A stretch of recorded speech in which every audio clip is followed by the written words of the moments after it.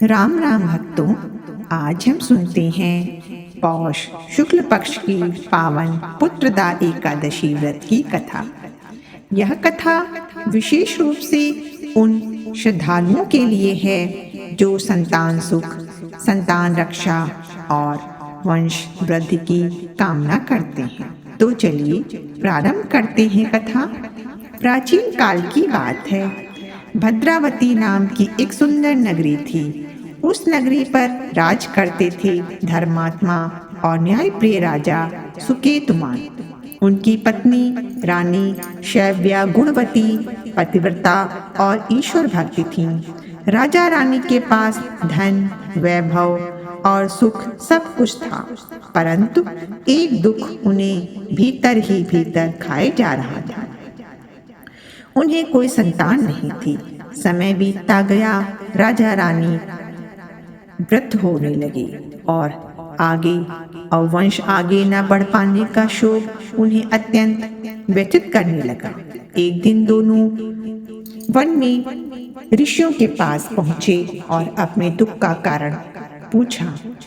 महर्षियों ने ध्यान लगाकर बताया कि पूर्व जन्म में आपसे अनजाने में एक बालक का अपमान हुआ था और उसी पाप के कारण यह संतान वियोग है। राजा रानी भयभीत हो उठी और करुण स्वर में उपाय पूछा। तब ऋषियों ने कहा, पौष मास के शुक्ल पक्ष की एकादशी पुत्रदा एकादशी कहलाती है।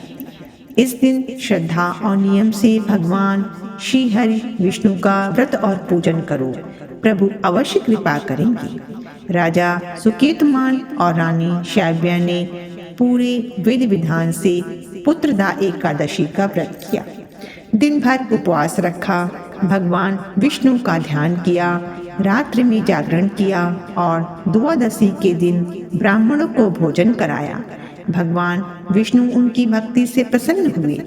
कुछ समय पश्चात राजा रानी को एक तेजस्वी, गुणवान और धर्मात्मा पुत्र की प्राप्ति हुई। पूरा नगर आनंद से भर गया और राजा का वंश आगे बढ़ा। पुत्रदा एकादशी हमें यह सिखाती है कि जब मन सच्चा हो, श्रद्धा पूर्ण हो और विश्वास अडिग हो तो भगवान विष्णु असंभव को भी संभव कर देते हैं।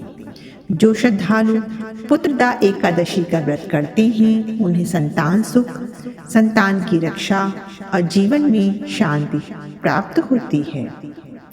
अगर आपको यह कथा पसंद आई हो तो वीडियो को लाइक करें, चैनल को सब्सक्राइब करें और इस पावन कथा को दूसरों तक अवश्य पहुंचाएं। जय श्री कृष्ण।